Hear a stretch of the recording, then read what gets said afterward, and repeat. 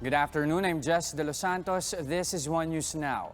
The Energy Regulatory Commission, or ERC, tells power distributors to give customers a bit of a leeway in settling their bills. Let's get the rest of the story from Dale De Vera, reporting live from Mandaluyong. Dale, what's the new guideline here? Just the Energy Regulatory Commission has released a new set of guidelines ordering distribution utilities to allow customers or consumers to pay their electricity bills in installment depending on their consumption. The ERC deemed it necessary to issue the directive to lessen the burden on consumers amid the pandemic. In the recently released advisory from the ERC, distribution utilities are directed to conduct actual meter readings and issue a new billing that will reflect the actual consumption of households not later than June 8th.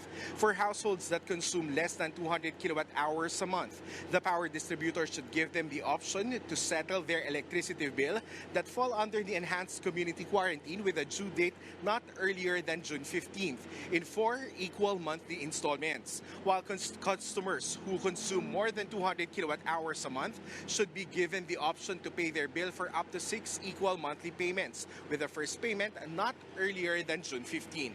ERC also directed all distribution utilities to extend all due dates falling within June 2020 to be payable not earlier than June 30 without any interest and penalty. Meanwhile, Meralco says that it will follow ERC's order and will also release a new billing based on the new guidelines. Meralco explains that the new bill will reflect the actual consumption for March, April, and May 2020.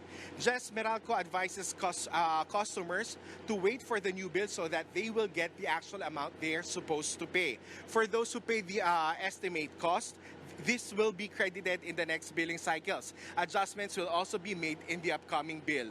Jess? Okay, Dale, let's clarify first this option to have a staggered payment in paying our electricity bills. Is this automatic or is this optional for consumers? If it's optional, then how can they signify their interest that they're willing to pay it in full, or they would rather have it paid in installment?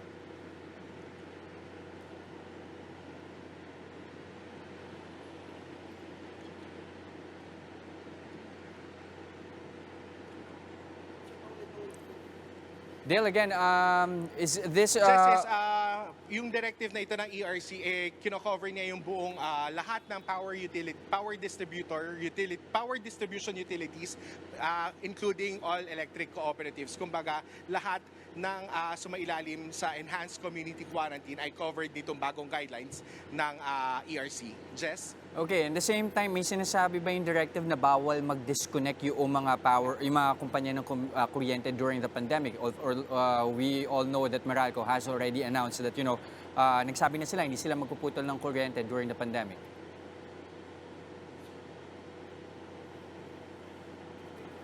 All right, we're having a bit of a technical difficulty. Thank you, Dale, for that update. Again, that's Dale De Vera reporting to us live from Mandaluyong. Here are the other stories we're keeping our eyes on.